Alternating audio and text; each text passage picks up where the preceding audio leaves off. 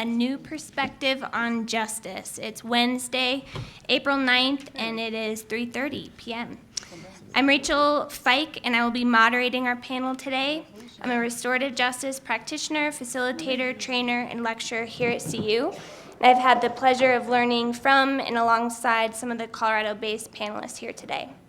Aside from providing educational opportunities about restorative justice practices, my work is currently situated in faith-based organizations addressing institutional harm with a restorative framework.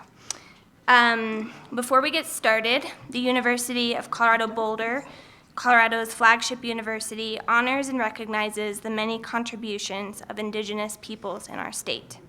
CU Boulder acknowledges that it is located on the traditional territories and ancestral homelands of the Cheyenne, Arapaho, and Ute and many other Native American nations. Their forced removal from these territories has caused devastating and lasting impacts. While the University of Colorado Boulder can never undo or rectify the devastation wrought on Indigenous peoples, we commit to improving and enhancing engagement with Indigenous peoples and issues locally and globally. We do this by recognizing and amplifying the voices of Indigenous CU Boulder students, staff, and faculty and their work, educating, conducting research, supporting student success, and integrating Indigenous knowledge, consulting, engaging, and working collaboratively with tribal nations to enhance our ability to provide access and culturally sensitive support, and to recruit, retain, and graduate Native American students in a climate that is inclusive and respectful.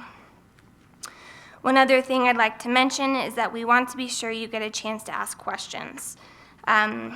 We will handle Q&A at the end. We'll reserve 15 to 20 minutes using a note card system. We'll receive questions from the audience. So if at any time you have a question, raise your hand, and that's your way of requesting a note card and pencil from one of the producers. Try to write legibly, and if you are a student, please note that you're a student on the card by saying student or S. When you finish raising your hand, raise your hand and hand it to the producer, and they will bring it to me. Try to make your questions brief and to the point. Now I'd like to introduce our panelists today. The first panelist I'd like to introduce is Louis L. Reed. Louis was listed as LA Weekly's top 5 people to follow in 2023, and I think you'll see why. Once a federal prison inmate for nearly 14 years, Louis went on to pave a path for hundreds of thousands of individuals interfacing with the prison system to find pathways to freedom and more humane conditions. He did this by passing over 30 state and federal bills, including the First Step Act of 2018. His advocacy and social justice work can be found in a multitude of forms and modalities, ranging from his podcast, Lumac, founding a documentary film production company, being a consulting producer for Hulu's Unprisoned documentary series, passing bills on Washington, and being an addictions practitioner. You can also find The First Step on Prime Video. Doing justice work just down the street at the 20th Judicial District Attorney's Office is Erin Siffing, Deputy Director of the Prevention and Restorative Justice Programs. Leading one of the most robust and innovative DA-based restorative justice programs in the country, Erin has built a reputation in the field for her data-driven evaluations, implementation methods, and program development. Erin comes to the practice with a background in law, was awarded Pennsylvania's Victim Advocate of the Year in 2012, and as a local CU anecdote, Erin coordinated CU's pilot RJ program from 2007 to 2009 as a law student. Serving as the first president of EPIC End Poverty in California, Devon Gray, and the order is mixed up, sorry about that, is working as a poverty abolitionist by changing policy and the stories we tell about poverty.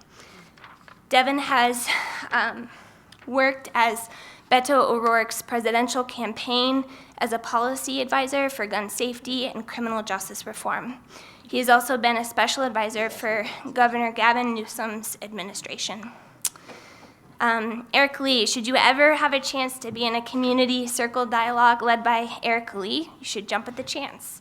Erica is a restorative justice practitioner who integrates various healing modalities into her work of creating stronger human-centered systems. An out-of-the-box thinker, Erica has been a leader in the Colorado restorative justice movement by helping people challenge the status quo. And lastly, leading an organization that stands in the intersections of literature and human rights to protect free speech in the US and worldwide, we welcome Hadar Harris, the current managing director of PEN America. Hadar joins us with a breadth of experience leading organizations dedicated to advancing human rights across the globe by exonerating the innocent and reforming criminal justice systems at Northern California's Innocence Project, reporting on important issues, free of censorship at the Student Press Law Center, directing the Center for Human Rights and Humanitarian Law at American University Washington College of Law, and more. Let's give our warm welcome to all of these panelists.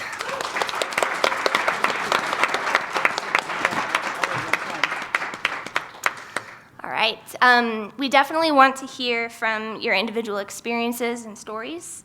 And I think it could be helpful to start with unpacking some terms.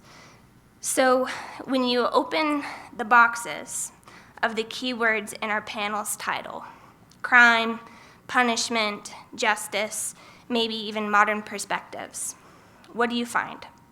I want to invite the panelists to open some of these word boxes and tell us what's inside that word for you. How do you look at these words? How have you made meaning of them? And how do you want us to think about these terms? And anyone who would like to start us off is welcome to do so. Well, time is precious. I'll kick us off, and thank you so much for being here. This is such a gift to be able to talk about things that I'm most passionate about. And as I get into that word, justice, that's the word I want to focus on and just kick off. There were a couple things missing from my bio, just that I maybe didn't mention. I'm an eldest sister and a daughter and a granddaughter, and I think that it's so central for our family unit and family systems to be at the heart of justice and how we think about it. And I have a privilege of sitting with people. They call me when shit's hitting the fan, and I wish they called me 6 months earlier or 10 years earlier.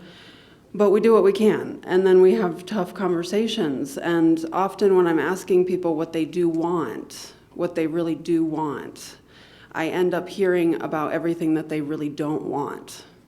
And I think when we hear justice, there's a connotation about some fight and some repair, but I very rarely hear people feel and talk about the interconnectedness, the sense of interwoven nature of humanity, and feeling that sense of safety and settledness in ourselves as what justice actually is. So I want to reclaim that word in this movement so it can feel good. Yeah, thanks for letting me kick off. What do y'all think? I think it's great. I took some notes down, and I wrote down crime and punishment. And initially, what comes to me is that crime and punishment has never been neutral in this country. It's been the legal language of racialized control in America since the 13th Amendment.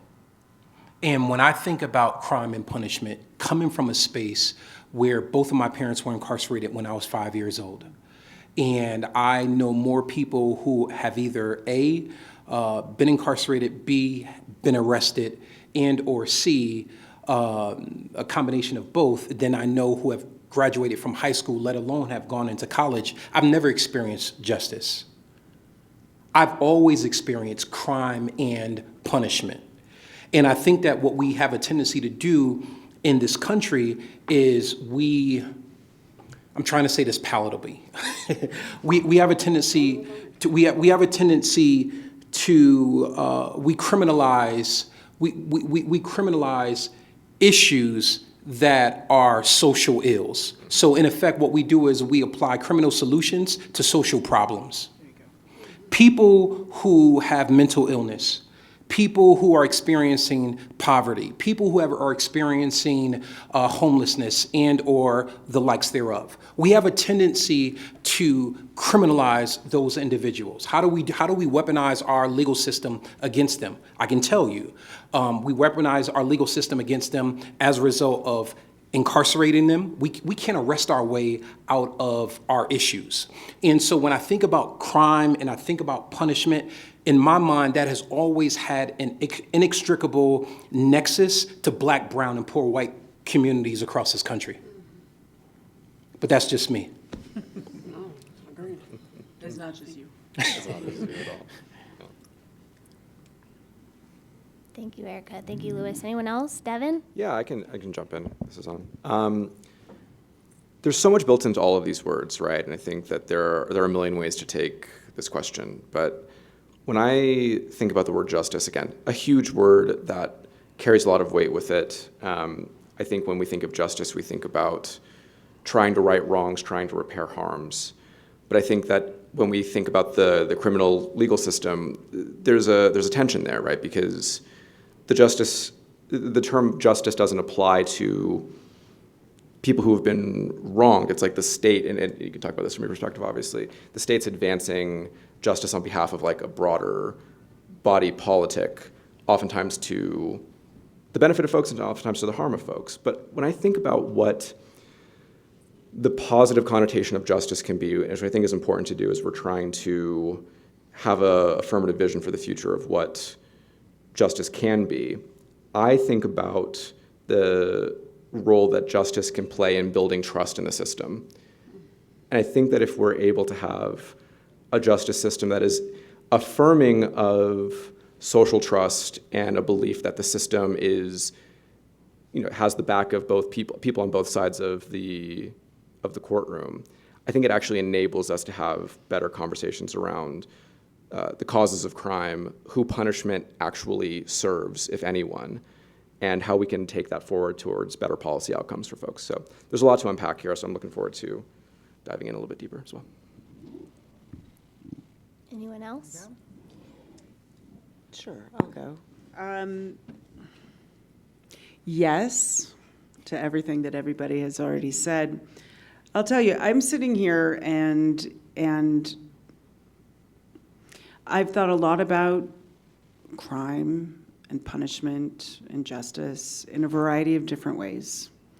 And when I first got out of law school and I was practicing law in a big firm in San Francisco, I literally cried every day I had to go to work. This is where I get empathy from you, right? Because I realized that I had gone to law school to become a human rights attorney, and I was working as an employment lawyer that had absolutely nothing to do with justice. It had everything to do with money. And so I got out of that, and that's fine. But I think a lot about the way that our system is set up that has a lot to do with money. It has an enormous amount to do with, applying criminal solutions to social problems. I wrote it down because I'm going to keep that with me forever. And it has a lot to do with punishment and not justice. Right now, I live in Washington, D.C., and I'm in the midst of the attacks on lawyers in our legal system. So we'll talk about a critique of crime and punishment and justice and our systems, but I'm thinking about how various ideas are currently being weaponized in a way that will be criminalized and are already starting to be criminalized, that move us from he stole this, she murdered him, he raped her, he raped him, and those kinds of physical crimes to now the criminalization of ideas in our current moment. So hopefully we'll have a chance to come back to that, but that's kind of where I'm sitting at the moment around it. Thank you Which is all. a scary place. Thank you all. I would Yeah. just add, I think, to piggyback on what everyone else has said, I think very much that punishment right now is equated with justice still in our modern society. And I working with people day to day who have experienced crime, people who have caused harm, that is not what justice means for the vast majority of people who are directly involved in the situations of harm, and that is not what most people need or want to see. And that's not the case for everyone, of course. Some people do want to see punishment and do equate that with accountability. But largely, accountability is the accountability that people are wanting to see is an active accountability. It's not a passive punishment that's being done to someone. And people come out of our legal system not having their needs met consistently. And so justice is not punishment. Thank you. I come to this work with a belief that justice is really personal, and it's personal work, maybe vocational. I'm curious from the panelists, what guides your practice at the core? How does that contrast with other expressions of justice that we might be familiar with? For me, what guides I'll tell a quick story. When we were fighting for the First Step Act, and for those of you who may not be familiar with the First Step Act, I have had the benefit of working across 4 different presidential administrations since I've been released from federal prison. And back in 2018, we passed a landmark bill called the First Step Act. It is the only criminal justice reform bill in the country that has been affirmed by all 3 branches of federal government, the legislative branch, the executive branch, and has been also affirmed by the judicial branch. And I'll never forget this. We were having a strategy meeting around, what it is that we were going to do, how we were going to do it, and so on and so forth. And you had people who are of better minds than I am, people who got more degrees than a thermometer, and they were around the table saying, well, how is this going to land in this particular district, so on and so forth. And, I unapologetically raised my hand and I said, excuse me. I said, last I checked, people who are in the prison house don't care who's in the White House so long as they can get back to their mama's house. My constituency has never been people in a district. My constituency has always been families who've been impacted by my issue. My constituency are the approximate 2 million people who are in jails and prisons across this country. My constituency are the 19,000 people daily that's being remanded back into custody, not because they committed new crimes, but because they had a technical violation. You may ask yourself, what is a technical violation? I'm glad that you asked that question because I have the answer. A technical violation in effect means that if you are on a term of supervision and or if you are around someone who, for instance, has another felony conviction, that person could be another family member, et cetera, you could literally find yourself back in a jail cell. And so the guiding light for me is always centering the voices of people who have been impacted by the issue. One of the things that I always say, and I got this notion from my mentor, his name is Glenn E. Martin, those closest to the problem are closest to the solution, but often furthest from resources and power. Let me say that one more time for the people in the back. Those closest to the problem are closest to the solution, but often furthest from resources and power.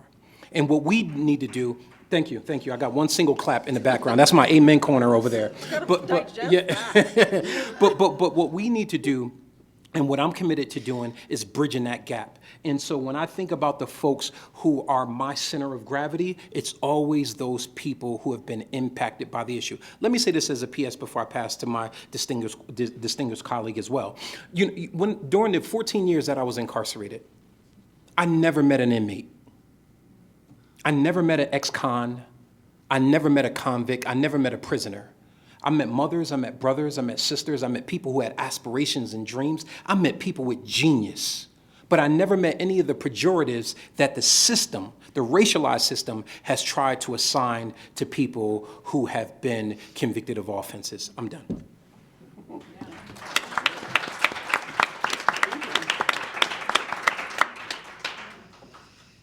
For me, I think what's at the heart of this work is people as well. The people that I work with, the impact that it has on them, the belief in the fundamental dignity and value of humans to relate to each other, to understand each other, to know what they need, and to handle their own situations, their abilities to do that, their ability to learn and grow. Is what is at the core for me, and that I have seen again and again and again how powerful restorative practices are, to meet people's needs, and that what we're doing is making a difference. I have a diversion program at the DA's office, and we, over the years, have diverted thousands of cases and kept them out of deeper system involvement. And so when I look at those numbers, those are individual lives that those folks don't have a record because they were able to go through this program, and the differences that has made, hopefully, for them, that keeps me going. Appreciate that. Yeah, thank you. This is my hometown in Boulder. I was born in Boulder at the hospital that's becoming affordable housing. And someone once told me, by the way, that where you're born has a medicine about what your work in your life is. So affordable housing and community building is my way of being able to dip into all of my passions in one passion. I think we need solutions that answer a lot of problems in one now. So a return to the village. We need a return to the village where people, if you can imagine, people have 50 to 150 close ties, close relationships, people they can confide in. Some people are calling me, they do not have one human that they can confide in. So the social fabric is completely eroded, just like the actual soil on our farmland is eroded from monocropping. It's the same for our social ties. A little bit more personally, because it's vulnerable, this work. I'm a restorative justice practitioner by way of being an older sister. So my path started off with yelling at my brothers, stop yelling at each other. And my dad doing repair by saying, what do you think that your brother feels by that? And what do you say? And we were trained, oh, love you, bro. Okay. But they were seeds, the prayers that he would say around the kitchen table, asking questions around the kitchen table. That was seeds of circle practice and restorative practices that most people doing this work authentically, the aunties, the grandmas, they're not running around calling themselves restorative practitioners. They're just taking care of their people. So my people was in restaurant business growing up. I did see AOC speak in Denver and felt very empowered from growing up in the restaurant business. As a young child, I was running around, waiting on tables, and I saw people having drug addiction and mental health challenge and all of it, what mothers have to do to take care of their children. And it made sense to me enough, front of the house, mostly white passing, English speaking, have documentation, mostly back of the house, Spanish speaking, less documentation, south of the United States border. What I couldn't understand was the venom and the villainization across that line. So I kind of set out, how are we gonna heal that line? And just feeling the missiles cross while I was expoing, running food. And my journey, because of the way I look, and I grew up with a hair loss condition, but I wore wigs. So I'm white passing, my race is kind of ambiguous, and nobody knew that I was so socially desperate to belong. I was stealing cash. I was stealing copious amounts of stuff. It was a sport. And it was to buy friends who don't care anyways. Mm-hmm. And the recognition getting into this work that because of the way I look, people don't assume I'm running crime. And the fact that there are people who are in prison for less than I have done. Weed. I mean, for God's sakes, people are in prison still for weed. What did you do? You know what I'm saying? Like, what did you do that nobody really found out about? You know what I'm saying? And what would you really need? What kind of space would you really need to be able to atone for that? Or forgive someone who trespassed you? It's not a religious thing. That's a human thing. So I'm really not okay with the fact that I get to heal through beauty. I have had the opportunity to heal through circle practice, through ritual, through therapy, through education, throughout the outdoors, through reconnecting with my family, and that is what we all deserve. and my grandma Jet is at the core of this, but let's carry on. I appreciate you. Let him share all that breath. Yeah, please, gives me more time to prepare. I come to this work through an economic justice lens. I think it's oftentimes actually very difficult to disaggregate economic justice from, again, questions around crime and punishment and justice because of, as we've discussed at length now, so much of poverty has been criminalized, and so much of the conversation around poverty is attached to people's preconceived notions of justice and crime and punishment. But I think I came to appreciate economic justice work because of where I grew up. I'm from Southern California, a place called Orange County. Some of you are familiar with it. It's known for Disneyland and reality TV shows and some other shows as well. But the story about the economy in Orange County nationally is an incredibly incomplete one. It's a place that has tremendous amounts of poverty, tremendous amounts of inequality. And I think growing up in a place where you could see the physical manifestations of government working for some people and not others, and the consequences that yields for, again, not just like the physical space where like certain neighborhoods have like good streets and trees and others don't, but like the ceiling that it puts on young people's potential was very real. I think it became immediately obvious, especially as someone who went to majority schools, that many people in this country are afforded a wide berth to make mistakes, and many people have to walk a tightrope, right? And there are floors that certain people, no matter how many mistakes that they make, will never fall below. And then for others, there are ceilings that even if they do everything right, they'll come up against. And I think the challenging part of that is like we all know that that's true. Like I think all of us intellectually recognize that folks with privilege are afforded a latitude that folks without privilege aren't, especially when it comes to the consequences, both economically and within like your own personal freedoms, right? But we're also simultaneously fed a story that tells us that your economic outcomes are a consequence of your merit and your ability to find economic success, not even just escape poverty, but like even achieve wealth is solely based off of your aptitude and your hard work and your ingenuity and your creativity, when I think, again, all of us know when we actually try to interrogate the issue that that's quite far from the truth.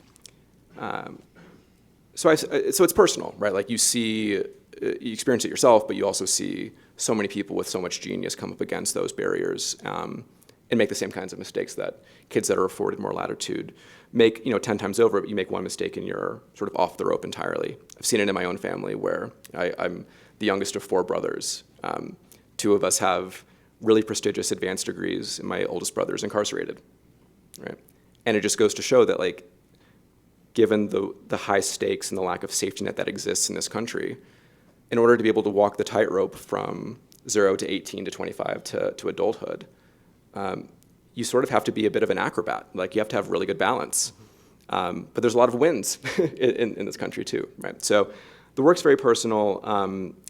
And again, I think there is something to be said, there's a lot to be said about the stories that we tell that are oftentimes very good at justifying the status quo, justifying why things are the way they are.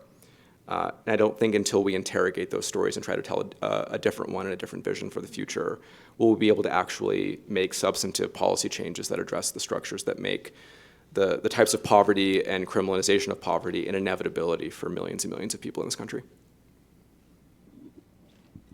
I'm soaking it all in.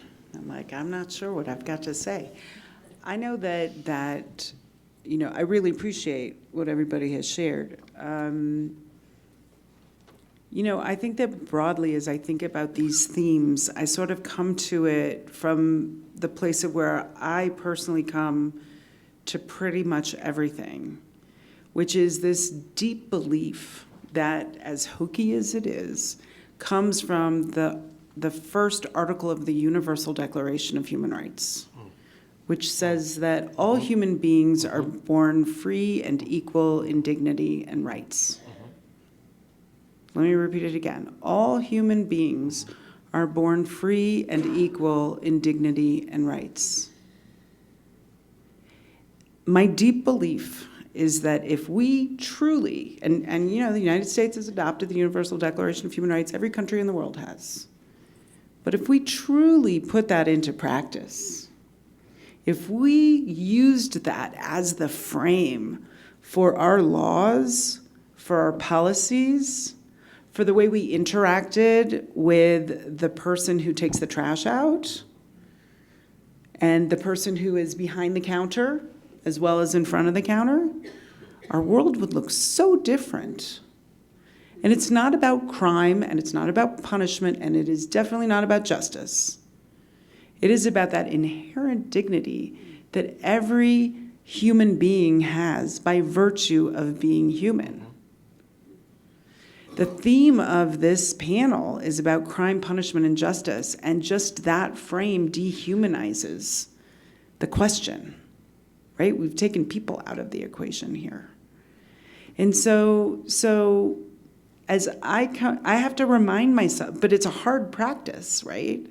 Like to remind yourself that this super annoying person who you massively disagree with on just about everything deserves that dignity and respect, even when he may not be respecting my dignity at all, ever. And so you know, I just offer that up because it's sort of the way that I kind of come to everything I work on, or I try to, or I have to remind myself to, which, like, when you have teenage kids, it's really hard to remember that part. But I would just offer that up as a broad frame. I think that sets us up nicely for a next question.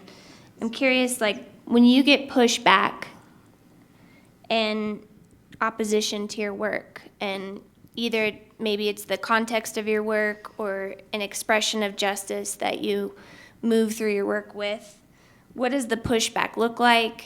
How do you respond? And what are some things we can learn from those tensions that you've dealt with? Here, I'll go first, and then you guys can actually answer the question.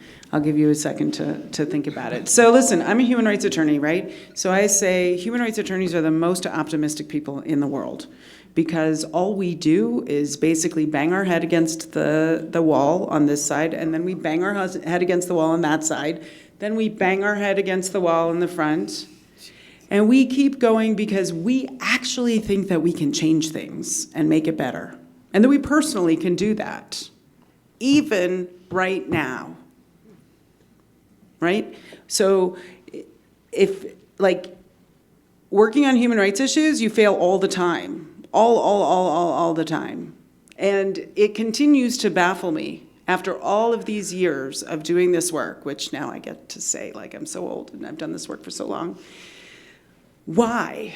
I don't understand why we keep failing, because we are talking about dignity and respect and equality and the things that people want and need in their lives to just have, like, good lives, right? Like homes and safety and education and food and things like that. And somehow that's like a controversial political thing, right? And we fail all the time. But we have to be introspective a little bit about it and try to figure out why we fail. And we sometimes forget to do that. And sometimes our failures are disconnected from learning. And so, you know, one of the things I'm thinking about a lot these days, especially living in DC, especially being in the center of all of these things that you're reading about in the newspaper or are trying to really avoid reading about in the newspaper, right, is what we can learn from our failures that brought us to this point. I don't have an answer about that. But it's one of the things that really keeps me up at night, and one of the things that makes me happy that I can take a walk in the woods until I fly back to Washington tomorrow.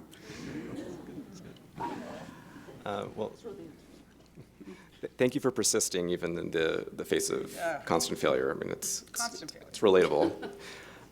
There have been some wins. Yeah. Small wins. People just tumble. Right, yeah.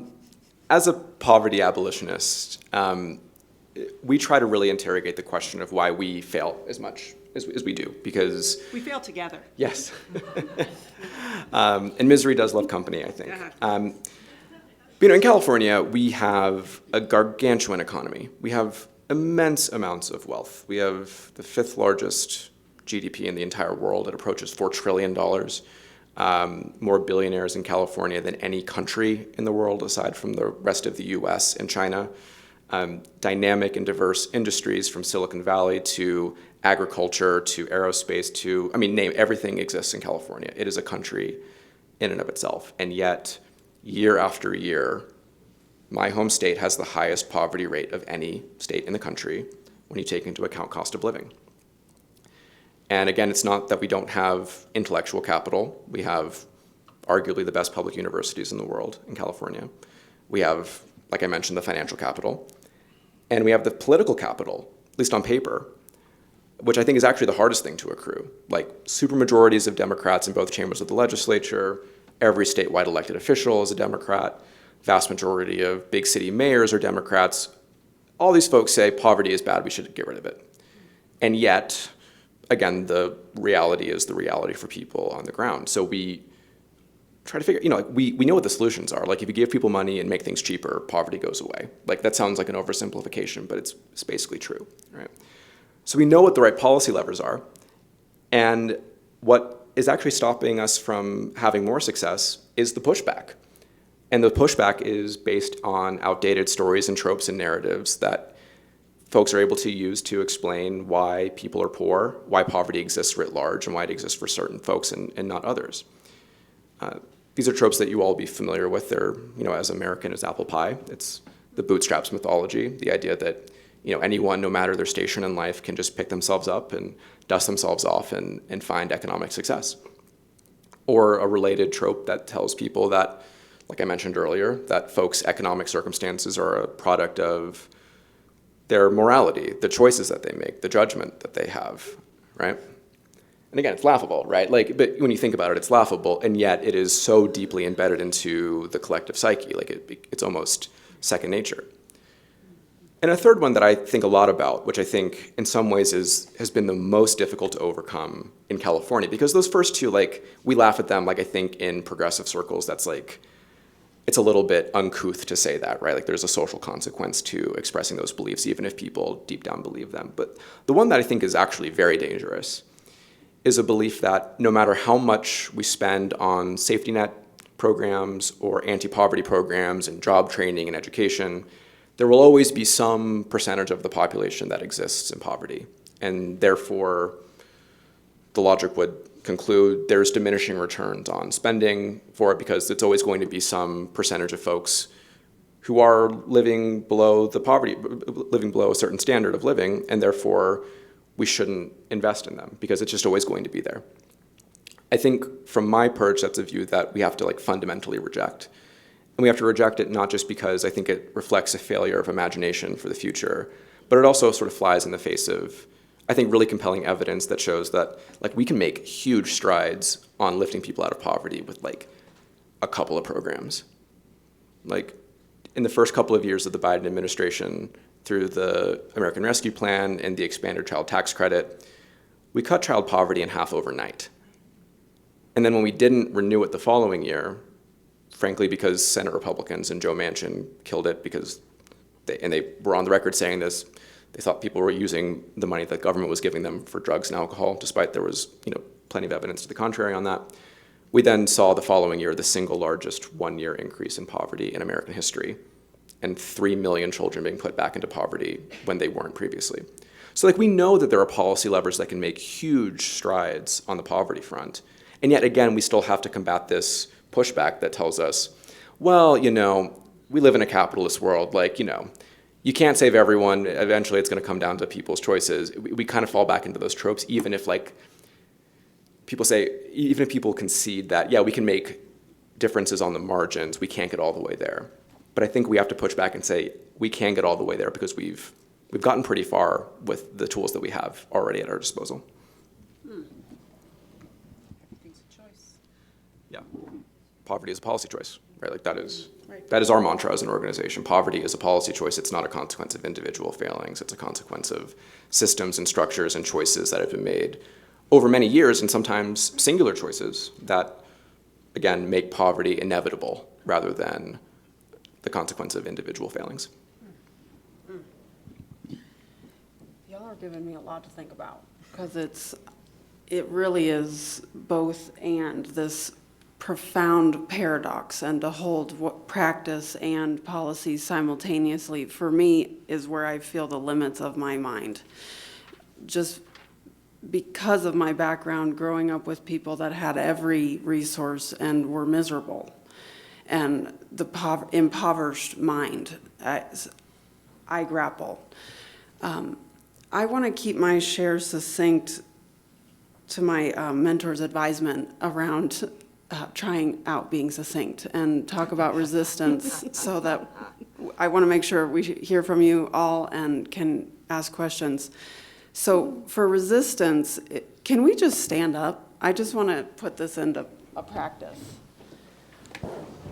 Yeah, I mean, maybe this is just like the halftime show, and just shake out your legs, and you're going to get a real taste of Boulder real quick. So let's just have a breath. If you talk into the mic. Let's just have one breath.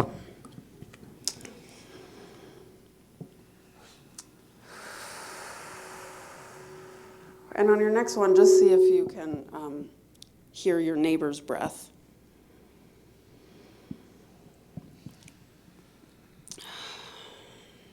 Yeah, and if you will, if you can just don't make it weird. But if you could just turn to the person next to you, or grab someone right next to you, and just gentle eye gaze. Don't make it weird. None of the freaky stuff. And just noticing the person next to you, really look at them and notice the part of you. You can look at me, I'll be your partner. I'll be your partner right here, I got you. Just notice the part of you looking at them wants to run. Notice the part in you looking at them that wants to recoil and hide. You could still look at them. Notice the part in you that wants to be here and likes this connection, and you're like, I've been waiting all day to connect. And notice the part of you that's like riled up, you're like, why you in my space? And then just nod, or like, thanks for getting through that with me, and come back with me. This work is not cognitive alone. We're bodies, we have bodies, and at the moment, you would think we're just talking heads, especially with the hyper-tech. The pushback and the resistance I get is people trying to think their way out of it. Feel your feet on the earth. Feel them. Our bodies upload. I'm sick of Boulder saying, I got a download yesterday. What about your upload from the earth? Go stand on the bare earth.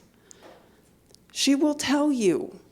Your body has intelligence sites that are not in your brain that can move autonomously. Your body has non-centralized intelligence that is not in your brain that can move autonomously. If someone came in here right now and said, sorry, succinct went out the window. I tried for 10 seconds. If someone came in here right now and yelled fire, would we have to think a second about it? No. Our bodies would be like, get the hell out of here. If we had to stop and think, if there was someone who was going to come in here and be a threat, we would be screwed. Our bodies are doing so much, and I need to be talking with people's bodies, because when people come and there's harm and there's conflict, if it's just our minds, we're not going to get through it. We have to be able to sit and actually hold physically liberation. We have to be able to physically hold freedom together. And right now we can't. Our bodies, if freedom came and whacked us over the head, we wouldn't even be able to hold it. And that's Resma Minicum. I highly recommend, if you haven't checked out My Grandmother's Hands by Resma Minicum.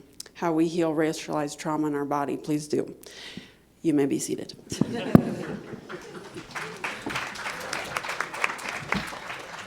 Erica, you are a gift. Just shake it out, more You're a dance gift. parties. I support that. Okay, so, gosh, I can't follow y'all. Pushback was the question, yeah? So I work in a prosecutor's office.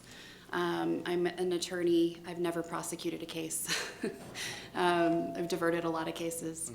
And it's a really challenging but also great place to be because we have so much power in a prosecutor's office to make a difference and to do things differently. And I think I can be a little bit of little naive, I guess, maybe, but I love that about myself, so it's all right. That I believe that we can change things. I really do. I think that the system isn't going to go away tomorrow or the next day or next week, and so I'm really trying to work with what we've got, where I'm at, and make a difference. And understandably, there's distrust of the system. It has caused a ton of harm for a long, long time, and so there can be pushback from community folks, and I respect that and understand that, and so my response is to listen and to acknowledge that and validate that, and to try to do the best to make a change where I'm at. I can also get pushback from traditional, more traditional folks who are not on board with diversionary ideas and restorative justice ideas, and taking the time to slow down and hear people's stories and acknowledge the complexity and the context in which people do the things that they do and the trauma that people have experienced and all of these things that contribute to why people end up in our program and in our office. So I get pushback from all from all directions, and that's a gift. There's a lot to learn from that, and there's a reason for it. So it can be tiring sometimes. I just want everybody to to work together and change things where we're at. Again, the naivety, I think, but it's a gift as well. Thank you all. I'm going to start turning to some of the student questions, and we've got a lot of really good ones up here. This one, I think, could summarize a lot of the momentum that I'm seeing in these questions. What do you believe are the best ways to bridge the gap between the affected community and the resources to implement the solutions, going off of what you were talking about, Louis? Yeah, so there's a notion in advocacy and also in organizing, nothing about us without us. And the best way that you are going to be able to bridge that gap is, A, you have to have the people most impacted by the issue in the room, at the policy table, making decisions, not having people making decisions for you. It's akin to if that's a foreign concept for everyone who's walked on the green and not in between, and you've always done things the right way in your life. If that's a foreign concept to you, imagine on a very gender level, if you had a man making a decision for a woman about her prenatal care. Oh, gasp. Perish the thought. So you have to be able to have people who have been impacted by the issue involved. They have to be baked into whatever decisions that are being made. My grandmother taught me, I was raised by my maternal grandmother, and she used to always tell me, lead from the back of the room. She started telling me that when I was 6 years old. I'm like, what are you talking about? Like, what type of ancient nonsense is this?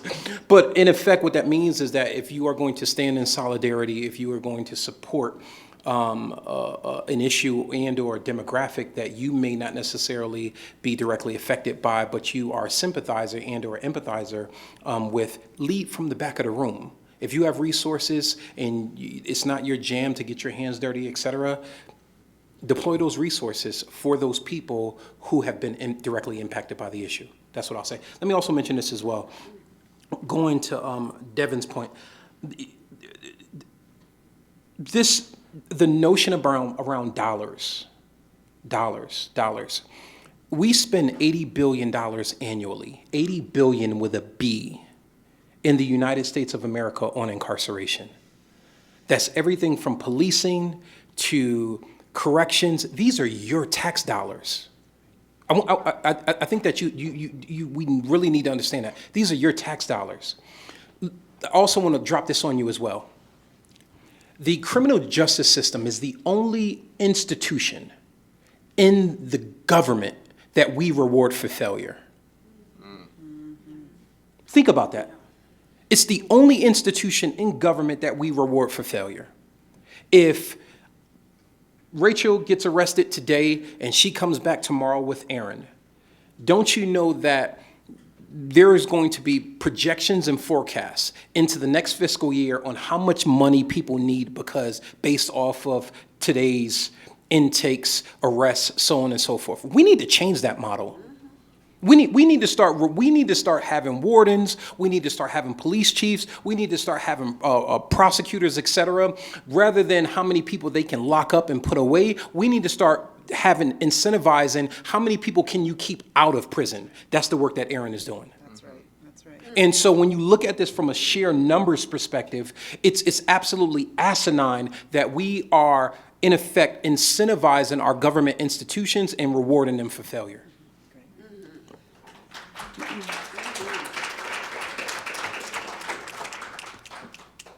The standard, it's really, I mean, you're absolutely 100% right on. The standards that we get held to, sorry, thank you. The standards, the questions we get asked to like prove the worthiness of getting funding for diversion. You know, how effective is your program? How successful is your program? Well, we have 92% successful completion of diversion. We've 600 cases a year or whatever, right? If you look at the prison system, you know, what's the recidivism rate? And it's like, oh, well, it's only 92%. Like, what is your recidivism rate? Well, we're around 10% or, 2% for adults, 12 for kids. Well, oh, that's too high. And we're comparing this to, 45, 60% for incarceration, right? Like just very, very different standards. But coming back to the connection with resources and whatnot, it is heartbreaking how many times we feel like we have to access the criminal legal system to be able to get resources for someone, especially for kids. To be able to have a guardian ad litem, to be able to have a mental health evaluation that's paid for by the court, that somebody doesn't have to pay for out of pocket. You have to file a case to be able to access those services instead of those being available in our community. In Boulder County, that is one of the wealthiest counties in the country, right? And it's just not available. And so the way that we are distributing our resources and using our money has got to shift for there to actually be any change. You want to stay with that question, or you want to? Whoever wants to answer it, and don't feel like you have to. Okay. There's another good one, also a student question. Curious about if policy of drug decriminalization is effective in your view, and wondering if we can talk a little bit about mandatory minimums and the inequality of how bail works. Yeah, that tickles my fancy. That puts a snap, crackle, and pop in my Rice Krispies. So I'll answer this very quickly. What we saw, everyone was saying that there is no racial connotation in when I say everyone, we're talking about Tom Cotton and a few other people, right? They get it. But in any event, you had a whole bunch of people who were saying that by theory, yes, the system, Lady Justice is blind, and we don't prosecute people based off of race and demographics and all of this other stuff. And what we end up finding that 92% of the people who were released under the crack cocaine provision in the First Step Act were Black Americans.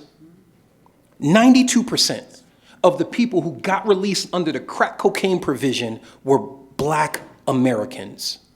If that's not scientific proof in and of itself that there is a racial disparity, especially when it comes to mandatory minimums. How is it? Look, I criminal enterprised. That's where I say that's a colloquial term for saying that I engaged in illegal activities, right? So I criminal enterprised, and I was very lucrative in what it is that I did. And I was always astounded, Devon. I was always astounded how I'm from Connecticut. I'm 15 minutes away from Yale University, right? And I was always just astounded by how, and this is no slight to anybody here, but the affluent and the wealthy folks at Yale, they could traffic in cocaine. If they got busted, there was no prison times. There was jail diversion programs. They, instigated mommy and daddy's wealth, resources, so on and so forth, and they got off. Yeah. 15 minutes down the highway in Fairfield County, where I am, in Bridgeport, Connecticut, if you got busted selling crack cocaine, which is a derivative of, it's a cocaine base, you got a mandatory minimum when you got busted with 50 grams of 5 years. If you were a white boy and you at Yale, you don't go to jail. But if you're somebody who look like me that come from my community, you do not collect $200. You skip. You got to be older than 30 to understand this monopoly. Right? You don't collect $200. You go straight to jail. And so the policies that I'm currently targeting is exactly that. If we get another opportunity in the 2.0 version of this administration, in order to be able to take a second bite at the apple on criminal justice reform, that's one of the things that we're going to be targeting, mandatory minimums, because they racially affect communities of color disproportionately than everywhere else. And let me also paraphrase Jay-Z as well, whose organization I used to work for prior to my last role. I got 99 problems with this guy, but the First Step Act definitely wasn't one of them. You got to be a hip hop aficionado there in order to be able to understand this. Half of the room, I lost them.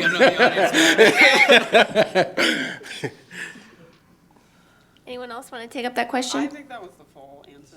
Honestly, yeah. We got a lot of questions today. We do have a lot of questions.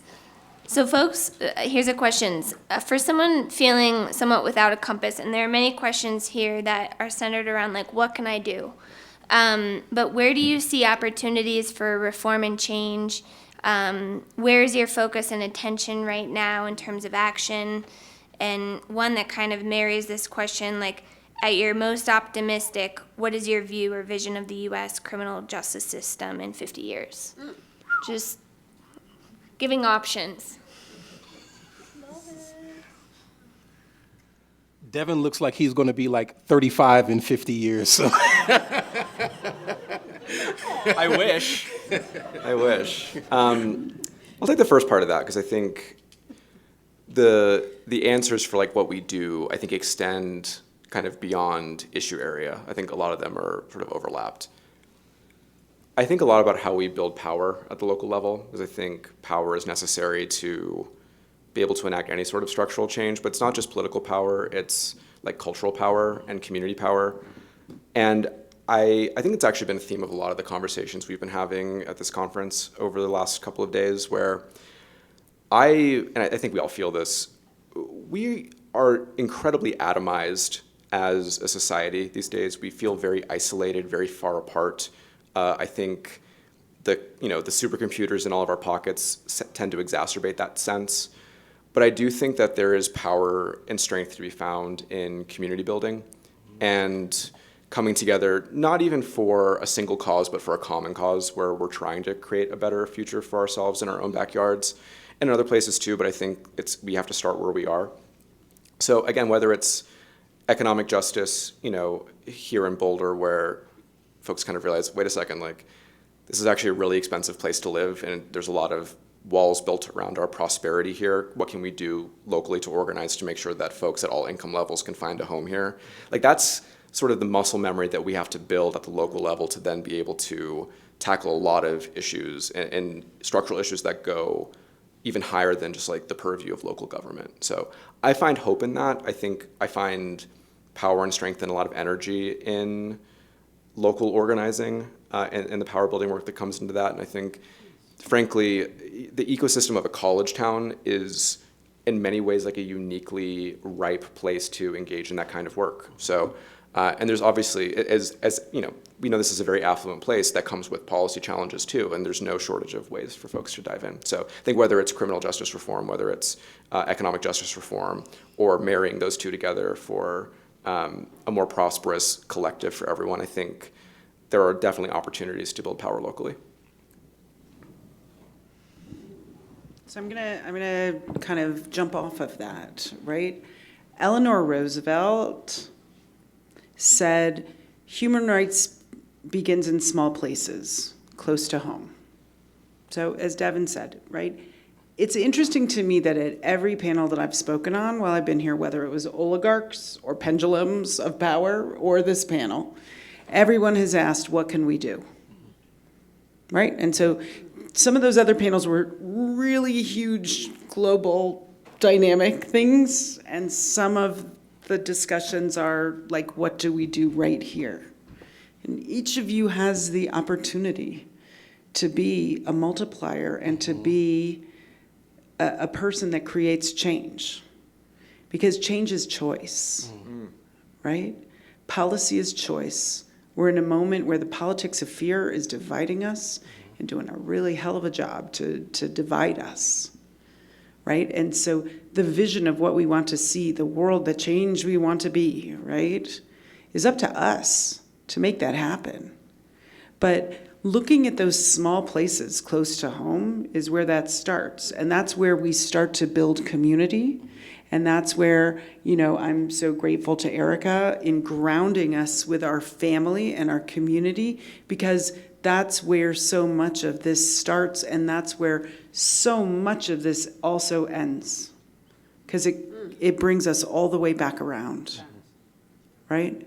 So don't think so much about the big systemic power structures and global dynamics and pendulums swinging this way or that way, and you know, the oligarchs that are doing really evil things, because those are all true, except for the pendulum part, which I still don't believe. But, you know, and I say the pendulum part because pendulums are not inevitable. It's not inevitable that we swing back the other way. We have to swing it back, or we have to slingshot it forward, or we have to move it to the next place that it's going to be, but it's up to us to do that. So change begins in small places close to home, and each of us has a responsibility to make that choice, to make that change.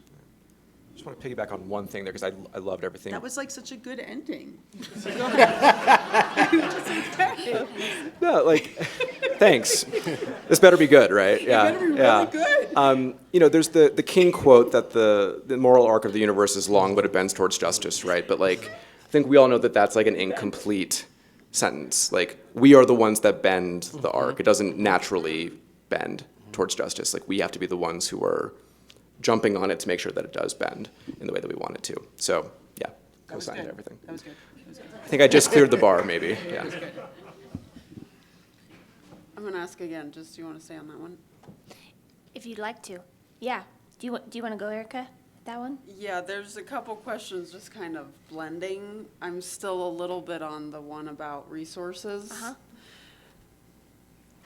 Whoever asked that question, and I'm seeing this young group back here that I really actually just want to talk to you, because I told you my eldest sister thing comes online real quick, and I just need to say you're the resource. My partner works in addiction recovery, and we get bombarded with external resources, advertisements, you need this, try this thing. The power of your presence to sit with someone and listen and care surpasses any resource. It's what makes that absorbable. It's what makes people be able to receive whatever you're offering. So just really know that of yourself. And the other thing about resources is when I was working in affordable housing, I was a community organizer in affordable housing, and the asset-based community development framework helped me to shift that. Oftentimes we're saying, where's the need, where's the lack, let's fill it. There's actually like a deficit capitalist highway there. And what asset-based lens says is, what do you have to offer? what is your gift? What is your skill? What is your talent? What is your God-given purpose here? And we're not, as citizens, being asked that enough, because it would dismantle capitalism. If we all said, I have something to chip in, why don't we build this together? And we actualized together. That would crumble this current system. So cooperative movement hopefully will have some resurgence in this era, because our finances are not democratic. And if our finances aren't democratic, people are always dependent on external circumstances to survive. What I see is that crime is happening because people in some way are having to do something, often out of finances, to survive. Cooperatives are challenging in a different way, but there are cooperative prison projects where the people who are incarcerated are making things, starting investment funds, having the business, because what our conscience is doing as a collective, what we can't digest, what we say, I don't want to look at that little thing I did that caused harm, that we all do, prisoners pay for, and then AT&T and McDonald's and all these other corporations are getting free labor for all of our crimes. It's the collective conscience gets housed in that pit. And we do need to look. We need spaces where we can atone with each other and have enough safety in our bodies to admit it and get to a real resolution. Locally, if you are able to support the NAACP, we could use some help right now. Thanks. Do you have one more thing to say? Do you want to jump into that? Okay.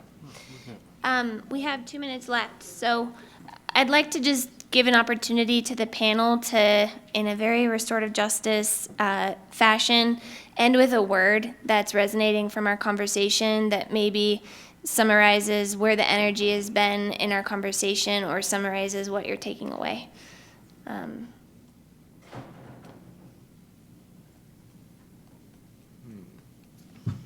I'll start and I'll say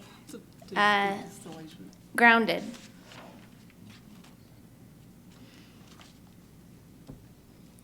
Community. No, that was mine. You can think of yours too. No, I think trust, I think, is going to be really important. Mm-hmm.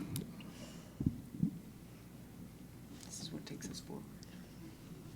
Whatever you're feeling. But we don't get to explain our word, right? You can explain it. Talk. If you'd like. We'll just talk here. Interestingly for me, hope popped up, which I'm not living in that right now, but I think being with people who are doing the work on the ground in such a really important way, because I'm a little disconnected from that right now, brings me hope.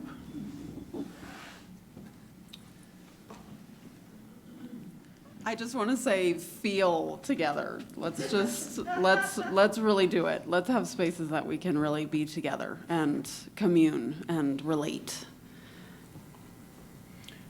For some reason, Richard Pryor is coming back to mind. I'm serious. When I was a kid, I used to sneak and watch Richard Pryor as my grandmother was playing pinochle. He used, outside of the profanities and stuff. I'm thinking about the word justice. And Richard Pryor told a joke in all of his comedic genius where he talked about how there was this black guy who had got beat by the police. And he said that when everybody marched down to the police department and to the Hall of Justice looking for justice, and they looked around and realized that it was just us. Mm-hmm. Just us. Mm-hmm. Thank you all. Thank you.